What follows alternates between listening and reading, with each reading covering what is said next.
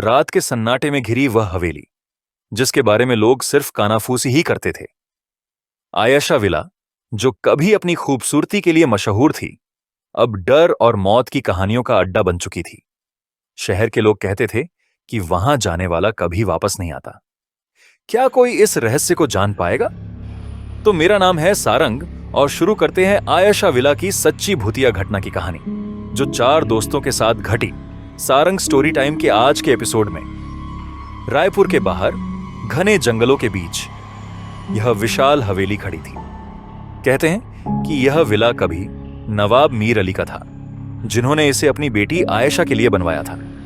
लेकिन शादी की रात ही आयशा की रहस्यमयी तरीके से मौत हो गई। किसी को नहीं पता था कि वह आत्महत्या थी या किसी अज्ञात शक्ति का काम। उसी दिन से हवेली में अजीब घटनाएं होने लगीं। शहर के 4 दोस्त रोहन, अंशिका, करण और नेहा हमेशा रोमांच की तलाश में रहते थे। वे भूत प्रेत की कहानियों पर विश्वास नहीं करते थे और उन्होंने इस विला में रात बिताने की ठानी। रात के 11 बजे वे विला के दरवाजे पर खड़े थे। दरवाजे पर पड़ा जंग लगा ताला रहस्यमयी तरीके से खुद ब खुद खुल गया। अंदर घुसते ही ठंडी हवा के झोंके ने उनका स्वागत किया। हवेली के अंदर चारों तरफ जाले, टूटी फूटी दीवारें और जर्जर फर्नीचर पड़ा था। हवा में एक अजीब सी गंध थी, जैसे सड़ी हुई चीजों की। जैसे ही उन्होंने विला के अंदर कदम रखा, चारों को लगा कि कोई उनकी हर हरकत को देख रहा है। नेहा ने अचानक एक छाया देखी जो तेजी से गलियारे में गायब हो गई। तुम लोगों ने वो देखा? नेहा ने कांपते हुए पूछा।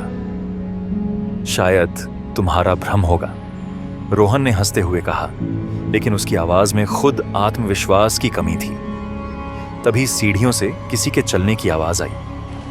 वे एक दूसरे को देखकर डर गए। करण ने मोबाइल की फ्लैशलाइट ऑन की और ऊपर जाने लगा। अचानक उसकी स्क्रीन पर खून से लथपथ एक चेहरा दिखा। वह चीखते हुए नीचे गिर पड़ा।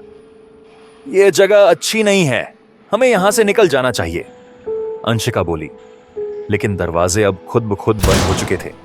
हवेली में अजीब अजीब आवाजें गूंजने लगीं। अचानक आयशा का धुंधला रूप सीढ़ियों से नीचे उतरने लगा। उसकी आंखों में खून उतर आया था, चेहरे पर घाव के निशान थे और सफेद शादी का जोड़ा खून से रंगा हुआ था। चारों दोस्त बुरी तरह कांपने लगे।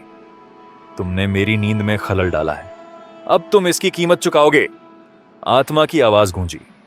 चारों ने दरवाजे की ओर दौड़ने की कोशिश की, लेकिन उनके पैर किसी अदृश्य शक्ति ने जकड़ लिए।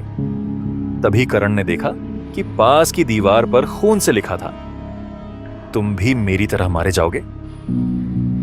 नेहा ने हिम्मत जुटाकर हनुमान चालीसा पढ़नी शुरू कर दी। तभी हवेली में मौजूद भयानक ऊर्जा धीरे धीरे कमजोर होने लगी। आयशा की आत्मा दर्द से चिल्लाने लगी। रोहन ने पास पड़े दीपक को जलाया और जैसे ही रोशनी फैली, आत्मा एक जोरदार चीख के साथ गायब हो गई। दरवाजे अपने आप खुल गए और चारों जान बचाकर बाहर भागे। वह रात उनके लिए एक बुरा सपना था। वे कभी भी उस रात को भूल नहीं पाए। पर कहते हैं, जब भी कोई नया व्यक्ति उस हवेली के पास जाता है, वहां से किसी के रोने और चीखने की आवाजें आती हैं। क्या आयशा की आत्मा को शांति मिलेगी या वह अब भी नए शिकार की तलाश में है?